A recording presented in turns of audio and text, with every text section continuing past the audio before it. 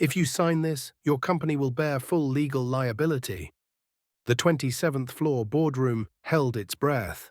A girl in a worn jacket, wearing a badge that read "Visiting Janitorial Staff," pointed at a deeply buried clause on page 14 of a $200 million contract. The pen in CEO Graham Ellison's hand froze mid-air. No one spoke. No one dared to move. Then a businessman sitting across from him let out a faint smirk. "And who exactly do you think you are, to say that in this room?" The girl took a deep breath, her voice steady. "I'm the only one here who actually read the entire contract." Who is she? How did she spot what an entire team of lawyers missed? And what happened after this moment that brought a powerful financial empire to its knees? Stay until the end, because the truth isn't just uncovered. It will upend an entire system that everyone thought was untouchable. Before we begin, please like this video and let us know in the comments where you're watching from. Your support gives us the strength to keep sharing powerful, soul-stirring stories like this one. Let's begin. 27th floor, Executive Boardroom, Ellison Capital Group. Morning sunlight angled through mirrored glass panels, casting shimmering reflections across a 7-meter-long walnut table. Premium leather chairs surrounded it, occupied by corporate attorneys and financial directors seated in solemn formation, like participants in a sacred ritual. All eyes were fixed on Graham Ellison, the powerful CEO, holding a Mont Blanc pen just seconds away from signing a $200 million deal with Drake Meridian Group. But then, click. The glass door opened. Every head turned toward the new presence, a teenage girl, Eleanor Brooks, just 16 years old, wearing a faded hoodie, borrowed sneakers from her cousin, and a badge around her neck that read, "Visitor, Janitorial Staff." No one spoke. Eleanor stepped in, slowly, deliberately, her gaze locked on the contract in front of Graham. She didn't apologize. She didn't bow. She simply raised her hand and pointed directly at a small line near the bottom of the document. "This clause, it flips legal liability. If you sign this, your company will be the one absorbing all the losses." The room, though full of people, suddenly fell deathly silent, as if all the air had been sucked out. Graham Ellison froze. The tip of the pen halted mid-air. A glint of light caught his forehead, where a deep crease had just formed. His silver eyebrows tightened. He didn't look at the girl immediately, but his hand had stopped moving. Madeline Ellison, his wife, stepped forward half a pace, lips pursed. Her voice sliced through the silence, laced with chill. "Who let you in here?" From across the table, Colton Drake, representative of the partner group, let out a short, rounded, unnecessary laugh. "I'm sorry, what's going on? Who is she, the janitor?" Elena didn't back down. Her voice wasn't loud, but every word landed with clarity. "I'm the daughter of a janitor, and I read Section C, Line 3 in the liability clause. If there's fraud, lawsuits, or collapse after the merger, Ellison Capital bears all damages.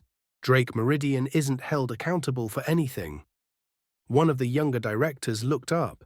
He reached for the document, quickly flipping to page 14. Graham still said nothing, but his hand withdrew from the pen.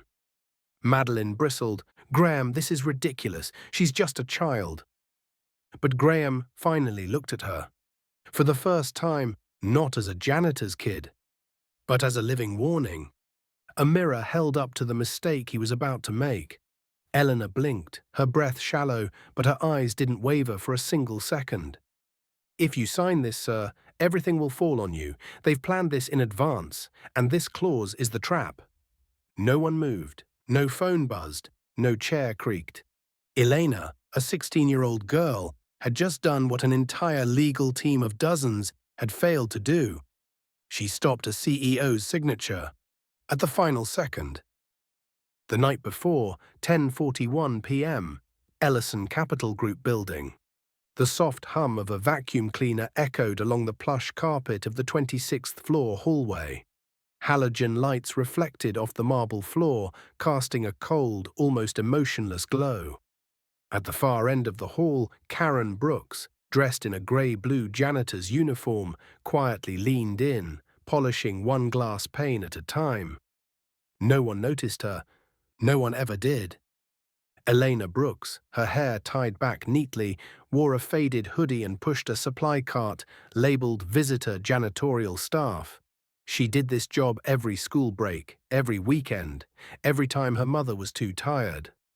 But tonight, something felt different. She opened the door to the executive document printing room. The air smelled of fresh paper, and the warmth of recently used ink lingered. On the tray of the copy machine lay a thick stack of papers left behind. The cover read, "Merger Agreement, Final Draft." The pages were still warm, like they had just been printed minutes ago. Eleanor hesitated. No one was on the floor. No one was watching. And she picked it up. Her point of view, yellow light beamed down on the page. Lines of text flowed past her eyes like cryptic code. She didn't read the way others read. She didn't skim, she hunted. A tiny line on page 14, section C, paragraph 3, made her stop. A strange clause, a liability shift. A mistake too perfect to be accidental. She whispered, "This can't be. It's a trap." Employee break room, minutes later. "Elena," she called out softly, rushing past the side hallway where her mother was still wiping windows. "Mum, have you ever seen a contract where, if you sign it, you have to take on all the partner's debt?" Karen didn't turn her head. "Elena, don't mess with their stuff. That's not our business." "But what if it's a trap? What if Mr. Ellison signs, 'You want both of us to lose our jobs'?" Silence. Elena gave a small nod, but her eyes had already moved elsewhere. She had seen it, and now she couldn't pretend she hadn't. On the bus home, 11:26 p.m. Eleanor sat in the back row, head resting against the window. A copy of the 3 most critical pages, secretly printed, was folded neatly inside her backpack. Outside, Chicago at night drifted by, hazy, cold, and flooded with glowing towers. Eleanor thought to herself, "The janitor's daughter, that's all they see. But if I've seen the truth, then I have a duty to speak, even if they laugh, even if they look down on me." Ellison Tower gleamed brightly. Contract signing hour approached. The air was strung tight like a bowstring, and Elena would step inside. This was where it all would begin. The air in the 27th floor boardroom remained thick after Eleanor spoke. The unsigned contract still lay motionless in front of Graham Ellison. Eleanor stood tall, unyielding, even though she faced a row of the most powerful people at Ellison Capital Group. Across the table, the opposing party's representative, Colton Drake, wore his usual smile, but his eyes were razor-sharp. Graham set the pen down, his voice deep but composed. "You just said this clause shifts all liability to my company." "Yes, sir," Elena replied. "Page 14, section C, line 3. The legal language sounds ordinary, but it's a trap. If there's risk after the merger, lawsuits, bad debt, fraud, Ellison Capital takes the full hit. Drake Meridian walks away clean." A young director turned to his assistant, whispered urgently, and began flipping through the document. His expression changed as he reached the line Elena mentioned. The room began to stir, but then Madeline Ellison's voice cut through, sharp as a honed blade. "Who are you to interrupt this meeting?" "I'm Elena Brooks, daughter of a night shift janitor, and I caught something your entire legal team missed." Her words hit the table like a hammer. A beat later, a sarcastic laugh rang out from Colton. "Little girl, who do you think you are? This is the work of professionals. You should get back to your mop." Elena clenched her fists. Her voice didn't tremble. "I don't need a degree to see something's wrong. Because if Mr. Ellison signs this, it's his company that ends up in court, not yours."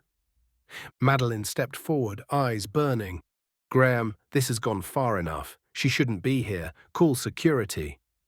Graham still hadn't taken his eyes off the contract. He was reading it again. This time, slowly, line by line, word by word. She's right. This clause isn't in the earlier drafts, he murmured. One of the directors opened his laptop, pulling up previous versions. The atmosphere shifted, orderly chaos. But across from them, Colton's smile remained, rigid, unyielding. So now we're questioning the integrity of our partners based on a child's accusation. Elena turned to him, gaze steady as an arrow. Not because I said it, but because you're afraid someone else might start reading more closely. Graham placed both hands on the table, his tone chilled. Young lady, I need a few minutes to review this further. Thank you for bringing it up. Madeline slammed her hand on the table. This is absurd.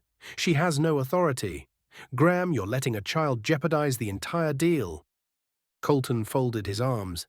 I think we should adjourn. Clearly your team isn't ready. Graham rose to his feet. He looked at no one in the room as he spoke. Escort her out, gently. 2 security staff entered. Elena nodded. She didn't resist. Before leaving, she turned back, locking eyes with Graham Ellison. And in that moment, he no longer saw the janitor's daughter. He saw a living, breathing warning. Someone who dared to walk into a room full of power and halt a mistake in its tracks. The door closed behind Elena. The room fell silent again.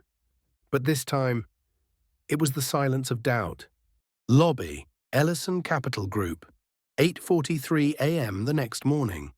Eleanor sat on a cold plastic chair in the ground floor security room. The faded hoodie she wore yesterday still bore traces of dust from the 27th floor hallway. Dark circles shadowed her eyes after a sleepless night. Beside her sat Karen Brooks, her mother, upright, hands clenched tightly together, staring blankly out the large glass window. No one in the room spoke. No water was offered. No explanation was given, only cold white light shining down on the marble floor, and the feeling of being cast out. Eleanor whispered, "I'm sorry, Mom." Karen didn't look at her. She replied in a flat, almost emotionless tone, "You should be." Eleanor lowered her head. "I didn't mean to get you fired. I just thought, if someone saw that trap before they signed, you thought they'd thank you."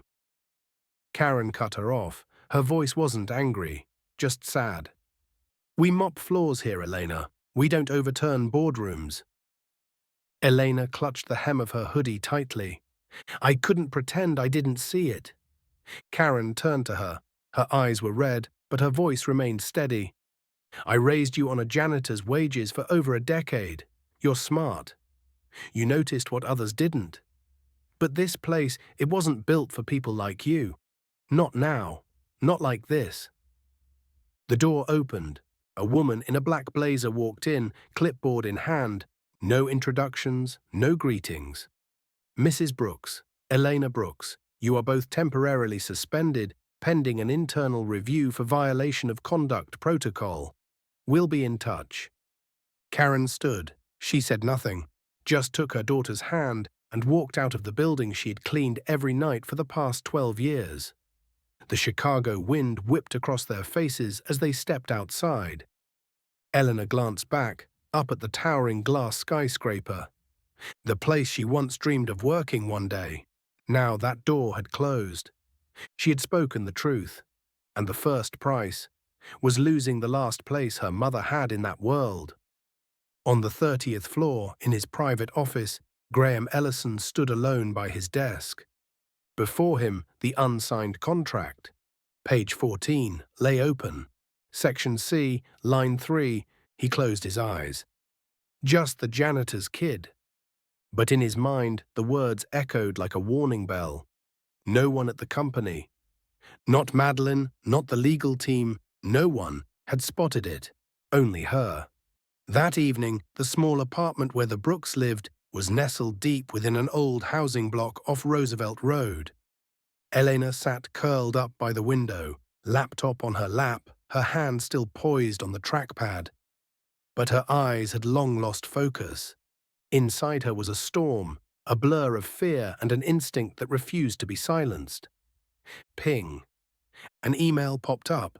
The sender's address, v.hanley82@protonmail.com.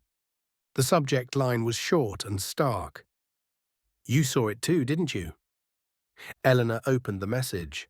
The body was brief, with no greeting.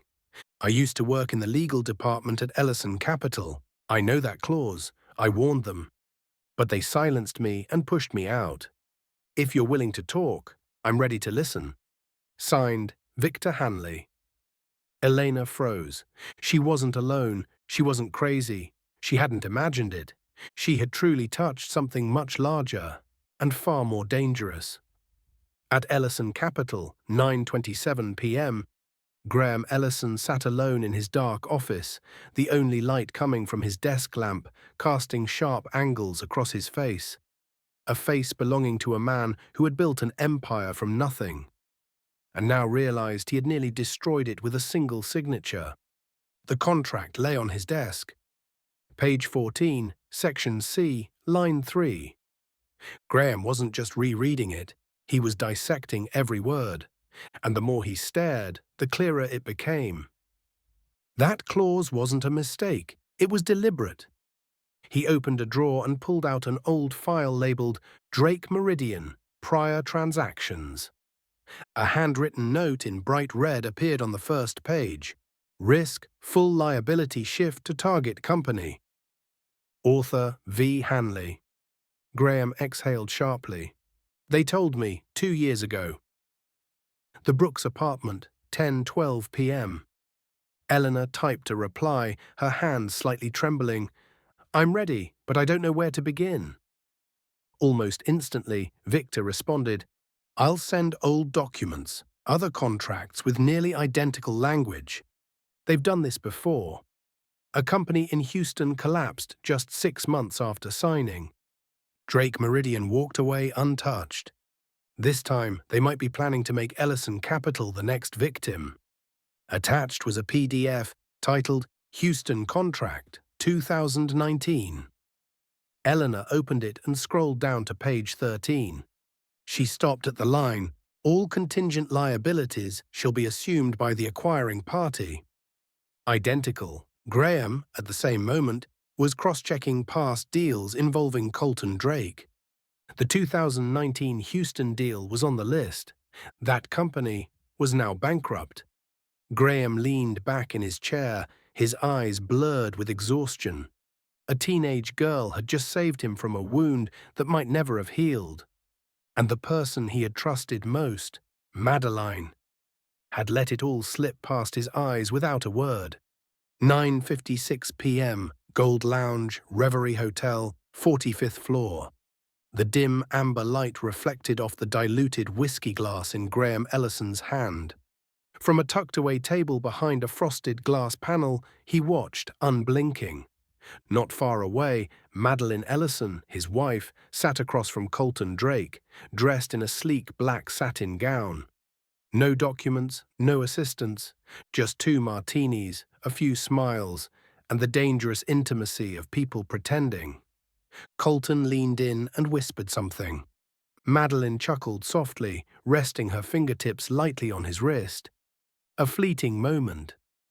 But to Graham, it was the sound of glass cracking inside his chest. Colton reached into his suit jacket and pulled out a small object. A silver USB drive. He slid it across the table, not brazenly, but not subtly enough to escape Graham's eyes. Madeline didn't hesitate. She took it, withdrew her hand, glanced casually around, but not with panic. This wasn't the first time. Graham clenched the glass so tightly his fingers turned white. He didn't walk over, didn't make a scene, didn't say a word. He simply stood up and left. 11:14 p.m., the Ellison family penthouse. The door closed behind Graham with a heavy click. He walked straight to his study and opened his laptop. Waiting in his inbox was a flagged internal report from the company's banking security division. Suspicious internal transfer request detected. Account, contingency reserve number 382, 2.5 million USD. Accessed by Madeline Ellison. Request blocked and flagged by system. Graham collapsed into his chair. No more doubt, no more maybe. No more she didn't know. Madeline knew. She participated. She was prepared to let him be the victim. Elena Brooks's apartment, same time. Elena was reading through the documents Victor Hanley had sent. An analysis of covert transactions between Drake Meridian and various shell companies. One name stood out: Granite Shore Limited. Funds from failed deals had all funneled there. When Eleanor searched the name on a public finance database, one line sent an icy wave through her. Granite Shore Limited, beneficiary contact M. Ellison. She looked up and whispered. She wasn't in the dark. She was part of it. Behind her, Karen Brooks, folding laundry, paused and turned, her expression weary. Not everyone who's rich is strong. Sometimes they're just better at hiding their greed. Elena nodded quietly, eyes fixed on the screen. For the first time in her life, she understood. Power isn't status. It's the courage to speak the truth when everyone else stays silent. 1:23 a.m., Graham Ellison's private office. The laptop screen cast a pale glow on Graham's grim face. His eyes were sunken, his spine tight and brittle, as if it might snap. In his headphones played an audio recording, anonymous, just received from an encrypted address moments ago. Madeline Ellison's voice. He won't suspect, if I push at the right moment. Colton Drake. And if he does? Madeline, colder. Then we remind him what he stands to lose. Colton, his fortune, his board, his name. Madeline, and his freedom. Graham said nothing. He replayed it. Once, then again. Not to be sure, but to be resolute. He had no choice left. The game had been launched, but not by him. They had started it. 8:02 a.m., Elena Brooks's apartment. A courier package lay at the doorstep. Elena opened it. Inside, a brief handwritten note and a USB drive wrapped in foil. The scrawled handwriting read, I can't meet anymore.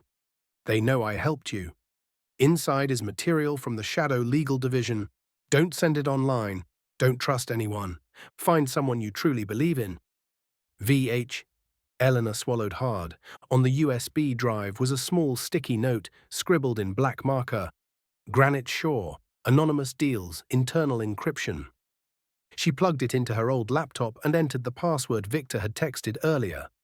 Dozens of files opened, transfer memos, fake contracts, internal notes from previous deals, and financial traces leading directly to Madeline.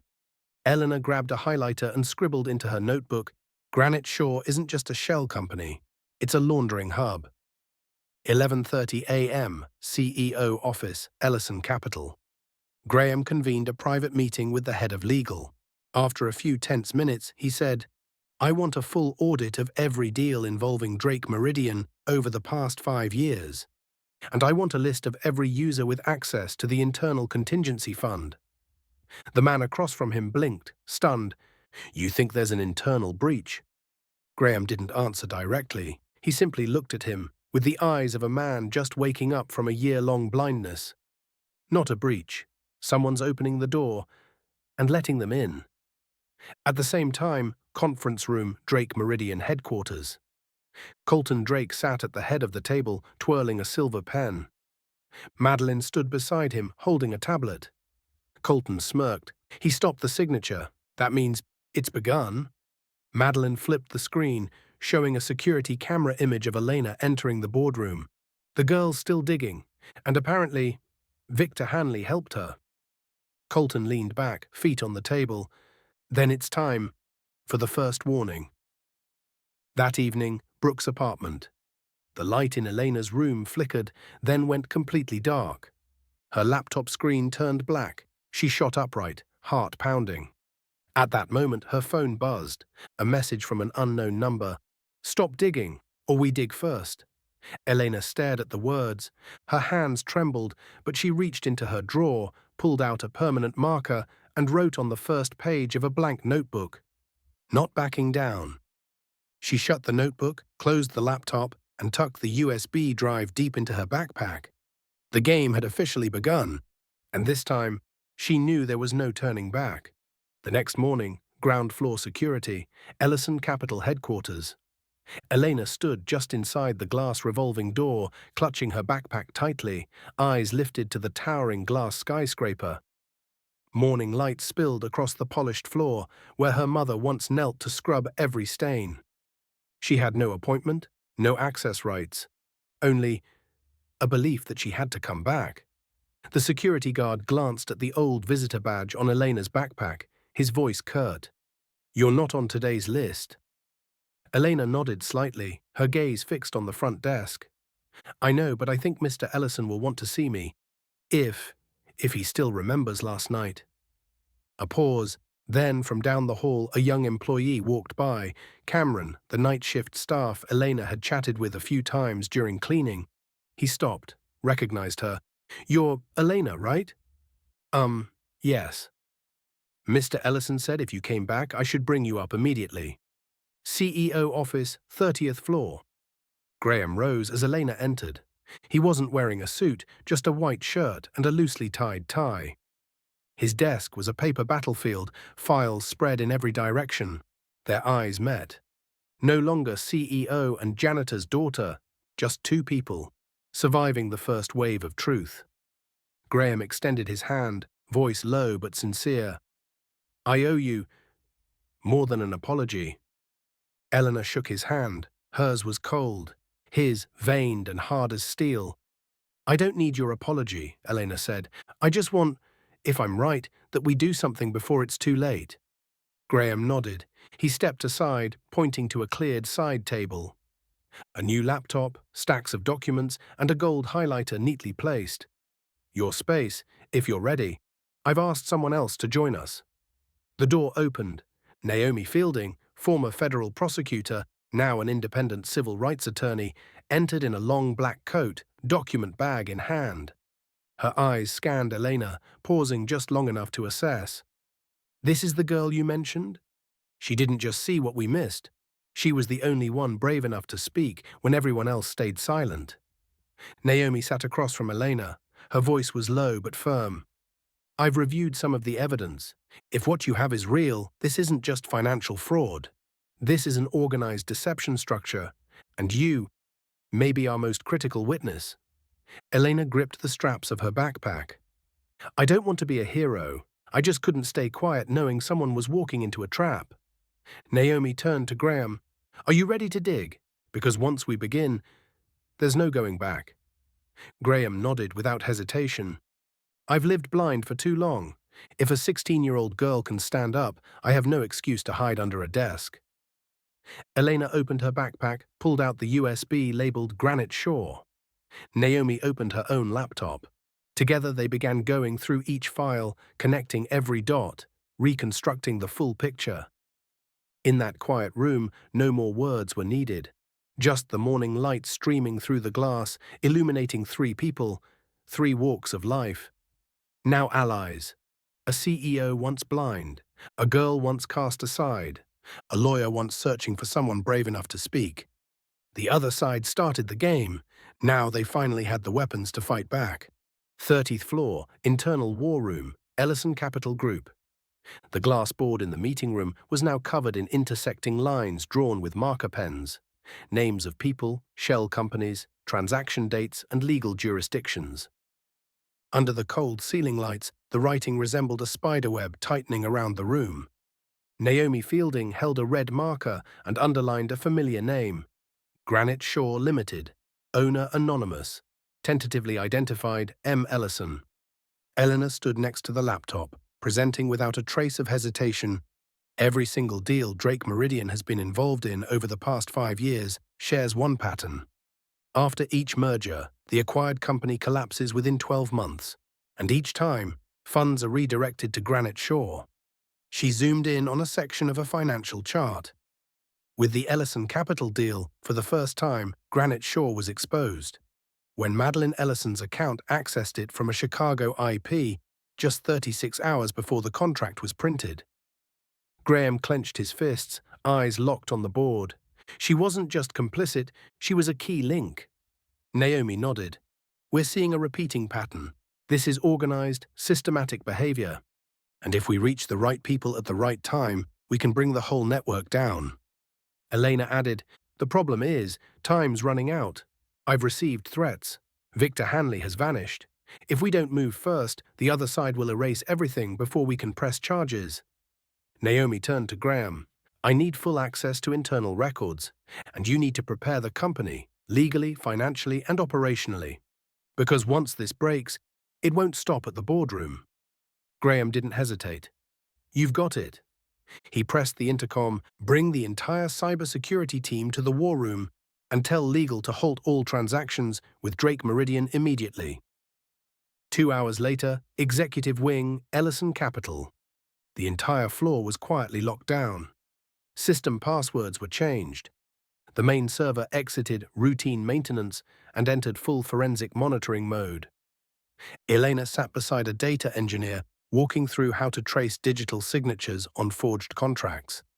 On screen, 3 names lit up in red. Colton Drake, Madeline Ellison, Granite Shore Limited, transit account, Zurich Bank, ID 764-A. Graham stood at the front, staring at the full financial map. It was like looking at the carcass of a serpent split open. Every scale, fang, and claw now visible. Later that afternoon, Brooke's apartment. Karen returned from a rushed job interview. She walked in and found her daughter at a desk surrounded by 3 monitors, papers piled high. Elena, what are you doing? Elena looked up, eyes tired but lit with a fire of resolve. I'm not just a window cleaner anymore, Mom. They used to think all I saw was dust, but I saw what they were hiding. Karen stepped closer, placing a hand on her daughter's shoulder. For the first time, she didn't ask another question. Late night, private meeting room, Drake Meridian, Chicago. Recessed ceiling lights cast an interrogative glow on the glass table. Colton Drake stood in front of a large screen displaying a photo of Elena Brooks stepping out of the Ellison Capital elevator earlier that morning. Madeline Ellison stood beside him, arms crossed. Her gaze was sharp. None of the softness once seen in media appearances remained. Colton spoke. The girl came back, and this time she has access. Madeline nodded. He trusts her. Worse, he's trusting Naomi Fielding too. If we don't move, they'll gather enough evidence. Colton sighed, pouring a glass of whiskey. We buried this for years. We can't let it fall apart because of a kid in a hoodie using a beat-up laptop.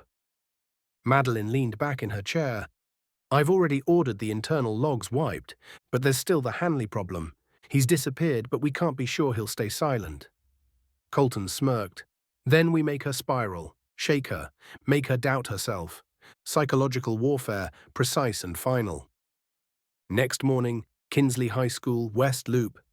Eleanor walked into class late. She hadn't planned to come to school that day, but her mother had said, you can't let them take everything, not even your normalcy. As she stepped in, the class's gaze swept toward her like a rising tide. Some eyes were curious, some were cruel. A small torn piece of paper landed on her desk from behind. Eleanor opened it, scrawled in red ink. We know where you live. Stay quiet. Stay safe. Eleanor's hand trembled slightly, but she folded the note and tucked it into her pocket. She didn't look around. She didn't react. But inside, a wire was pulled taut, ready to snap. That evening, Brooke's apartment. 3 short knocks on the door. Elena opened it, but no one was there. On the doorstep, a printed photo, face down. She picked it up and flipped it over. It was a picture of her and her mother sitting on a park bench the day before, taken from a distance, the angle perfect. On the back, a message. Don't make him lose more.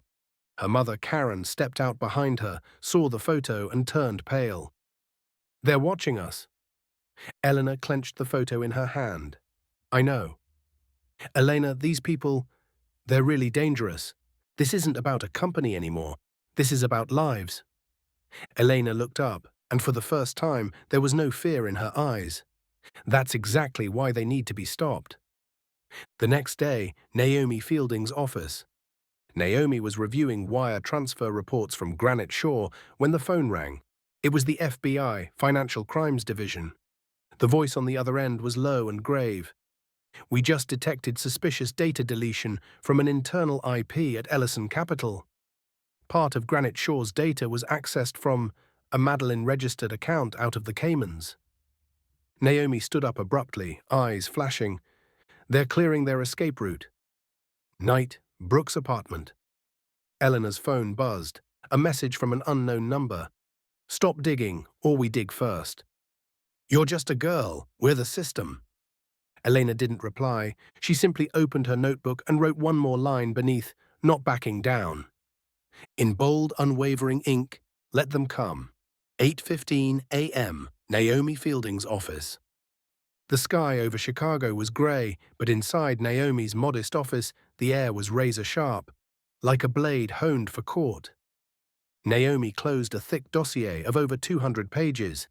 Stamped in bold on the front, emergency petition, request to halt merger, and initiate independent investigation into Drake Meridian. She slipped the file into a leather case, then turned to Elena and Graham, waiting in the adjacent conference room. Naomi's gaze was ice-cold, the look of someone fully prepared to face a judge. I'll file this at 9 a.m.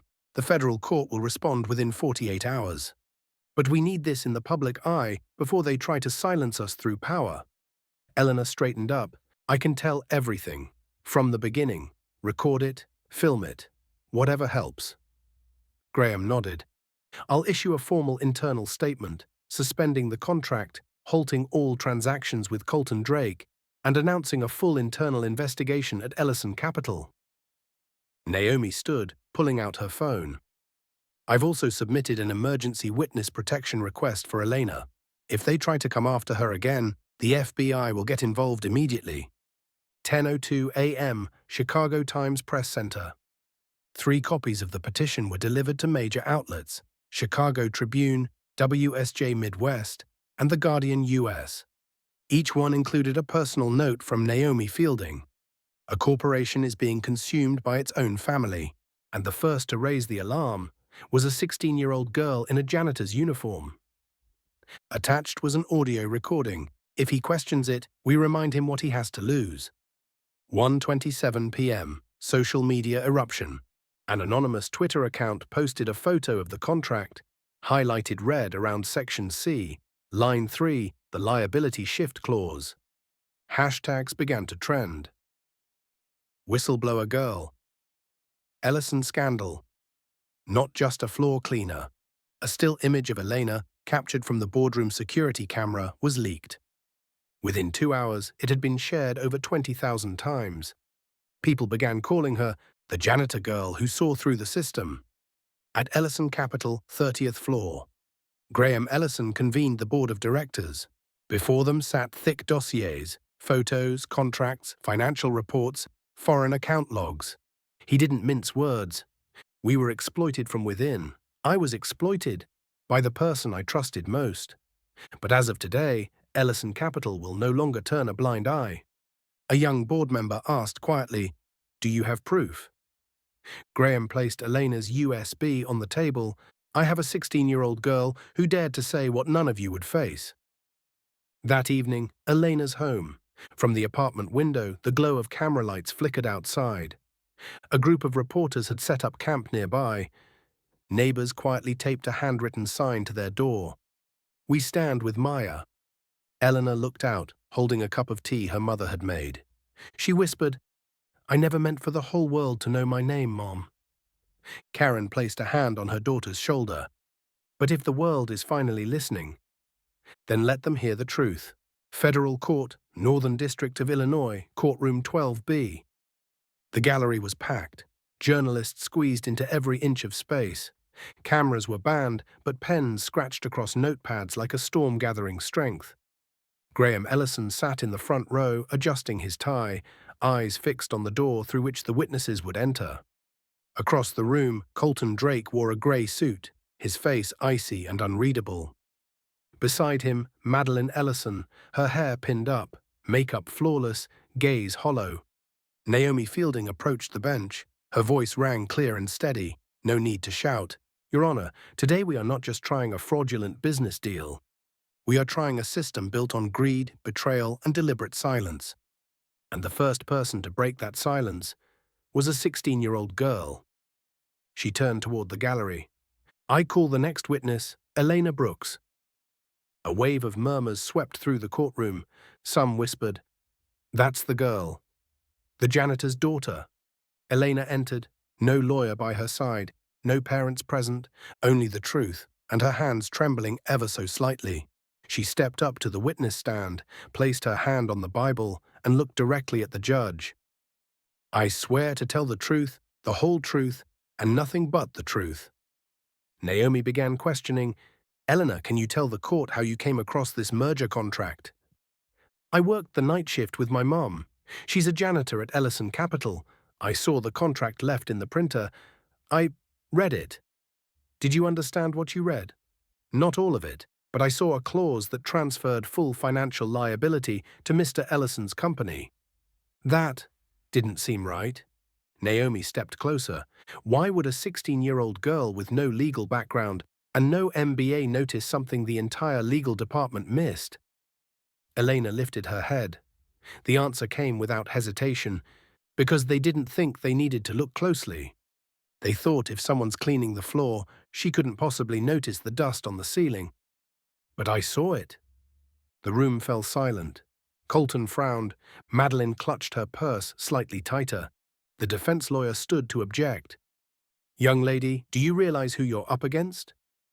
This is a multi-million-dollar deal. Do you think you're qualified?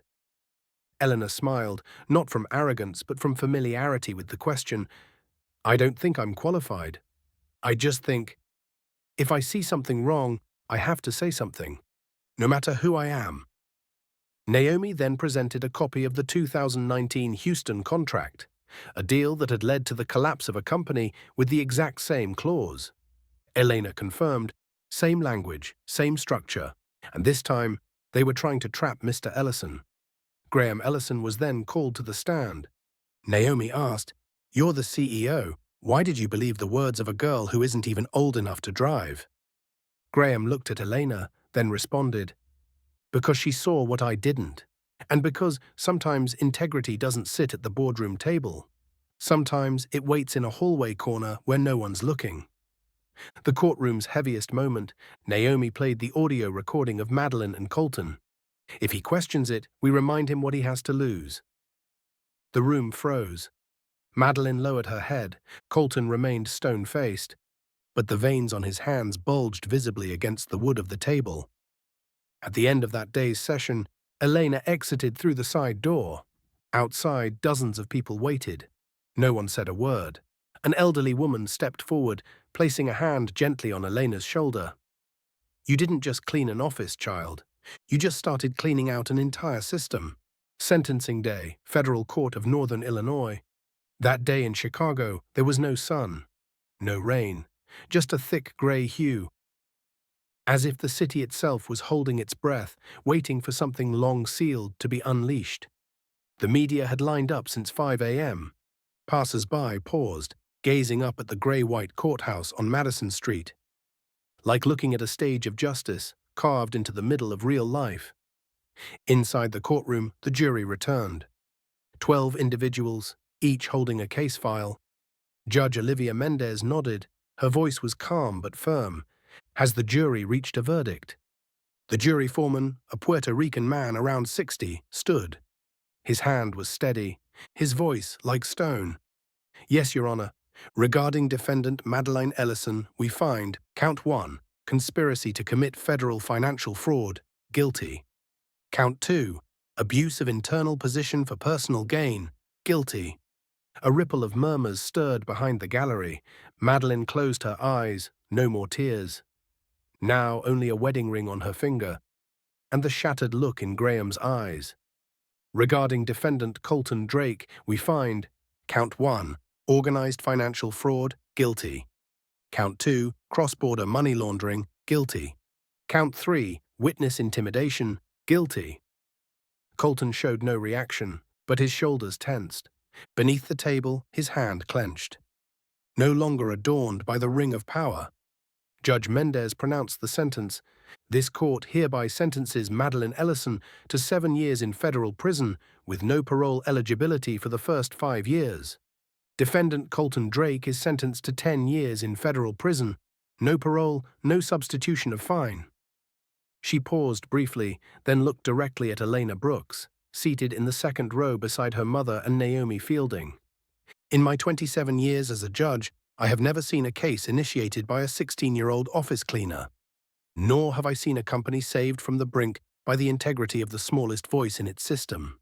She paused again, and then added a line not written in the official ruling. Eleanor Brooks, you didn't just save a company. You restored our faith in justice. Courthouse lobby, 30 minutes later. Graham Ellison emerged first. Reporters rushed forward. But he raised a hand to stop them. I'll make a statement, but I won't be the first. He turned around, then extended his hand toward Eleanor. She stepped forward, still wearing a simple white shirt, her wrist stained faintly with ink from her notes. She took a breath. I'm not a hero. I'm just someone who saw something wrong and couldn't turn away. A reporter called out, Elena, if you could go back, would you have stayed silent? She didn't hesitate. The only thing I'd regret is if I had stayed silent. Ellison Capital Headquarters, 1 month after the trial. The gold-plated nameplate at the lobby entrance had been replaced. Ellison Capital Group, rebuilding, transparency, trust. Gone were the flashy aesthetics. Gone were the receptionists in tailored uniforms. Today, the company opened its doors to the press, the community, and janitorial staff, now honored guests. Graham Ellison stepped up to the podium. He wore a simple suit, no tie, but his expression was firmer than ever. I used to run this company as if we were invincible, but I was blind to the most obvious truth, that ethics cannot be outsourced, and trust must be earned through action. He raised a newly engraved metal plaque, the Elena Brooks Scholarship, for those overlooked but unafraid to speak. Applause filled the lobby. On the LED screen behind him, Elena's image appeared. A girl in a janitor's uniform, holding a yellow highlighter, her eyes unflinching. In a small office, 6th floor. Elena sat beside her mother. On the desk, a document clearly labeled Title, Corporate Ethics and Transparency Advisor, Interim. Karen Brooks looked at her daughter, tears gently welling up as she smiled. You're not just cleaning floors anymore. Elena shrugged. Maybe, but I can still clean up a few other things. She turned her laptop toward her mom. A proposal to collaborate with local high schools. Hosting workshops on identifying fraud in contracts for students. In the news, from mop to moral compass, the unthinkable rise of Elena Brooks. Ellison Capital rebounds with a new ethical vision. Proof that justice doesn't need a title, just courage. 1 week later, Chicago West Public High School campus. Eleanor stood before a group of seniors. In her hands, a copy of the fateful contract she once discovered. I'm not here to teach you law. I'm just here to show you how not to be blindfolded. Read carefully, ask questions, and never believe your voice is too small. A student raised his hand. But what if they say we're just temps, poor students, people who don't matter? Elena smiled. Then do what I did. Show them they've underestimated the wrong person. That weekend, a phone call from Graham Ellison. You've got a choice. The scholarship is secured. Columbia has granted early admission. But if you want it, your advisory role here will still be waiting. Elena looked at her mother, then stepped out onto the balcony, where neighborhood kids played under the golden afternoon sun. I'll go to school, but I'll come back. I believe every system needs someone to dust the corners no one wants to see. Autumn the following year, Columbia University dormitory, a small third-floor room with a window overlooking a quiet branch of the Hudson River. Books, printed documents, and neatly stacked boxes of yellow highlighters lined the shelf. At the center of the desk sat a thick envelope bearing the words, Welcome to Columbia, Department of Law and Public Ethics. Elena Brooks opened the letter slowly. Inside were her new student ID, a handwritten welcome note from the department chair, and a class schedule. with a note at the bottom, recommendation for early mentorship roles. She glanced toward the opposite desk, where her mother, Karen Brooks, was folding an old janitor's jacket. She packed it gently, like a treasure, placing it in the suitcase. You still want to keep this?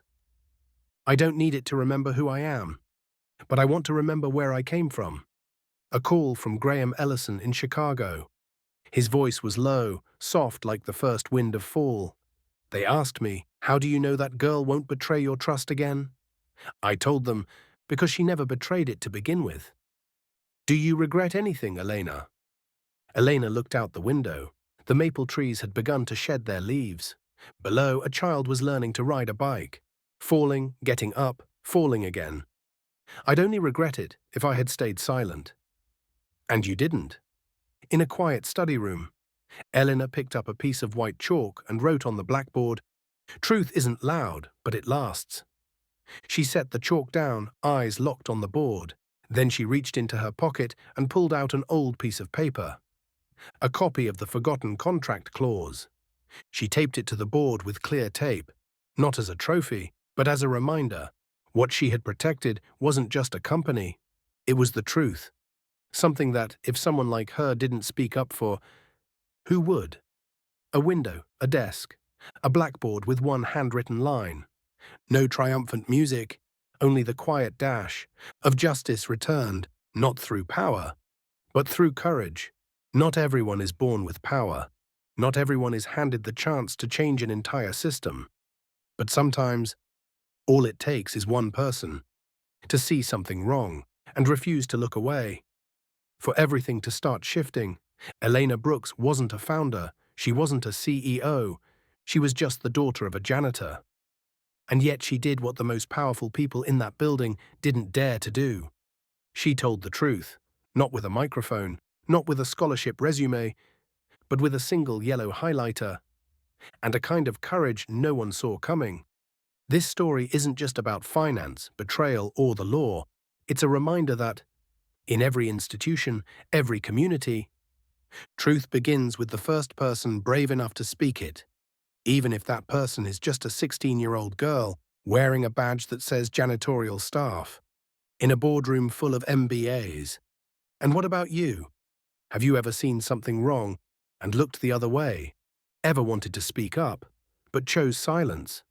If so, remember this: silence may keep you safe, but speaking up might just keep the world the way it's meant to be. Carry that with you as you leave this video. And if the day comes when you must choose between staying silent or standing tall, remember the name Elena Brooks, the girl who dared to wipe away the dust and reveal the truth beneath.